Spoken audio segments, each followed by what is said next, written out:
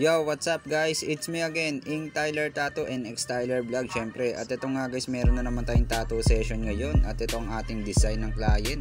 Itong aking client guys ay matagal na siya nagpa-schedule sa akin at ngayon lang natuloy din ang aming session. At itong ating client ay isang chef. Nagpa-home service ang ating client guys kasi stayin siya dito sa trabaho niya at 10:30 ang kanyang out ng gabi. Deep meaning tattoo nga pala to guys yung kanyang design, pero hindi ko alam kung anong meaning nito para sa kanya kasi isa nga siyang chef kaya chef rin yung kanyang design. Grabe, napakasarap magluto nitong ating client guys. Nung nakatikim ako ng kanyang luto, grabe, napaka-solid. At dito na nga kami guys nag-place sa kusina niya kasi dun sa kwarto niya masikip kaya mas malawak dito sa kusina nila kaya dito na kami nagpwesto.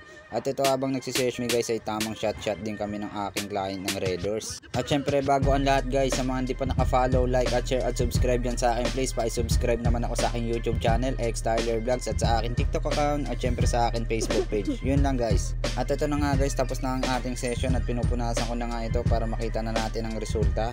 At nga pala guys, sa mga gusto magpatattoo dyan, i-PM nyo lang po ako sa akin main account. Isend nyo lang po sa akin ang design nyo na mapag-usapan natin yan. Bibigyan ko po kayo ng malaking discount. PM for more details. We accept GCash payment. We open for walk-in, schedule, home service at the service fee. Depende po sa layo ng location nyo. Yun lang guys. Shout out. Peace out. X Tyler. Woo!